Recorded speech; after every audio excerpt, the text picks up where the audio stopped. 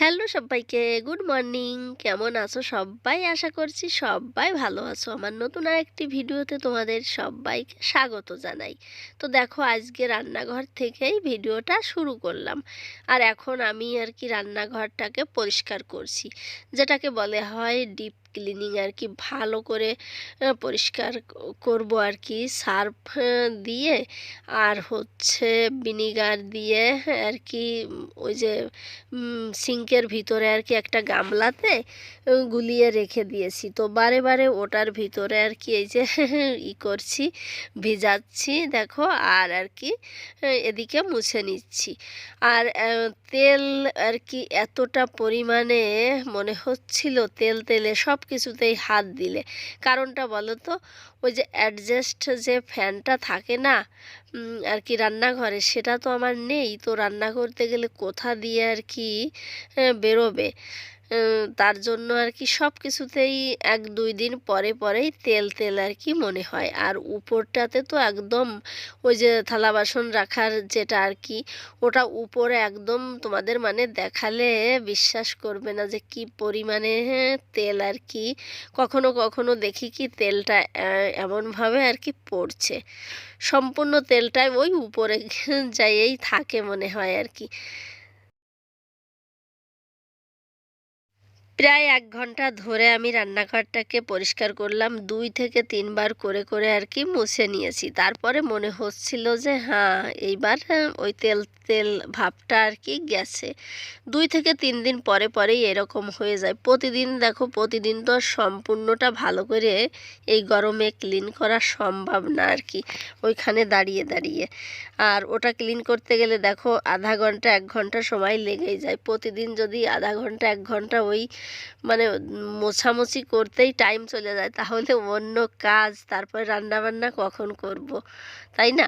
তারপরে দেখো বিছনার চাদর তুলে নিলাম, বালিশের কাবার টাবার সম্পূর্ণ কিছু নিয়ে এই যে চলে এসেছি আর কি নিচেই। তো এখন কাপড়গুলো মেশিনে দিয়ে দেব।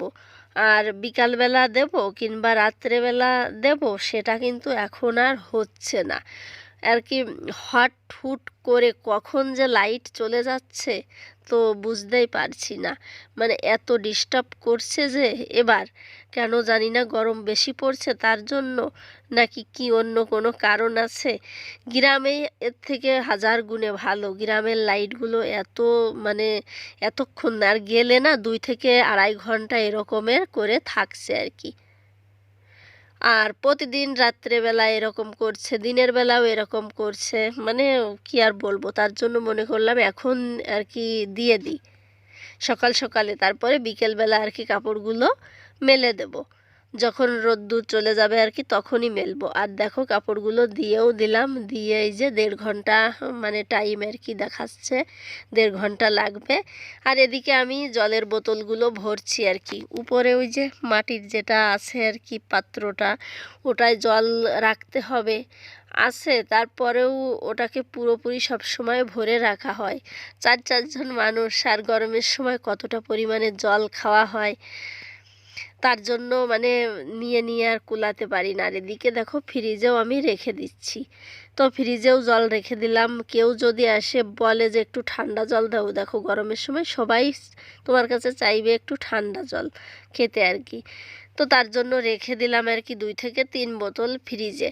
আর ওই বড় বোতল ভরে নিয়ে আসছি, ওটা থেকে আর কি ঢেলে দিয়েছি। আর এখন আর কি দুধটা এই যে গরম করতে, সরি জাল করতে দিয়ে দিচ্ছি। তো একবারেই আমি আর কি ভাতও রান্না করে নেব। আর দেখো আজকে রান্না করার তেমন কোনো আমার চাপই নেই, কারণ কালকে আমি মাংস করে রেখে দিয়েছিলাম। মাটন, এই যে বিরিয়ানি রান্না করেছিলাম, তো অতটা তো আর কি খাওয়া হয়নি। তো আমি মাংসটা তোমাদের তখন বলেইছিলাম যে তুলে রেখে দেবো আর কি। তো আজকে দুপুরবেলা ওটা দিয়েই আর কি চলে যাবে। আর ডাল আর কি, আগের দিন ডাল করেছিলাম দুপুরবেলা, সেই ডালটাও রয়ে গেছিলো। রাত্রেবেলা মাটন আর দুপুরবেলার ডাল, তো সেই দুটো দিয়েই আজকে দুপুরবেলা আর কি চালাবো। তো এই দেখো ভাত অলরেডি প্রায়ই হয়ে আসছে, আর একটু হলে আর কি হয়ে যাবে। তো আমি দেখছিলাম যে আর কতটুকু দেরি লাগবে আর কি। দেখো ভাতটা ছিটকে চলে গেল, তার মানে এখনও হয়নি কিন্তু, আর একটু টাইম লাগবে। তো জলটা একদম প্রায় শুকিয়ে আসছে, তো আমি আঁচটাকে কম করে দিয়ে ঢেকে রেখে দেব, তাহলে একটু তাড়াতাড়ি আর কি হয়ে যাবে।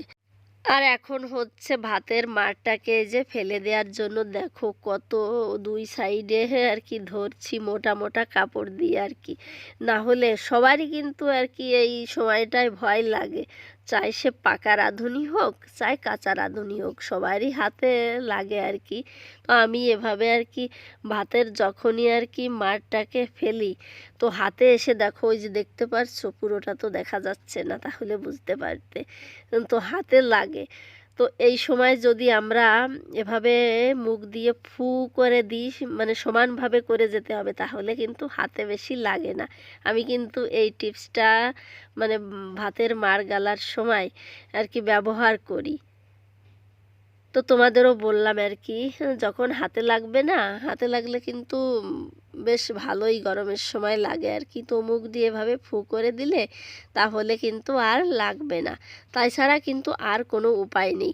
আর যাদের এভাবে ভাতের হাঁড়িটাকে উপুর করে রাখার জায়গা আছে তাদের কথা অন্য, আর যারা আমার মতো আর কি ওভাবে হাতে ধরে আর কি করো তাদের জন্য বললাম।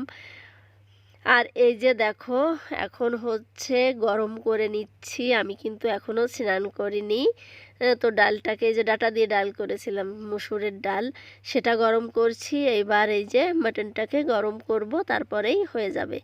আর একদম খাওয়ার জন্য চলে এসেছি, স্নান করা পুজো দেওয়া হয়ে গেছে। এই যে সবার জন্য ভাত গুছিয়ে নিচ্ছি। আর আজকে তো দেখলেই রান্না করতে হলো না, ফাঁকিবাজি রান্না আর কি, কালকের রান্না দিয়ে। কালকে একটুখানি কষ্ট করেছিলাম রাত্রেবেলা, জানো তো, বেশ ভালোই কষ্ট হয়েছিল এই গরমেতে।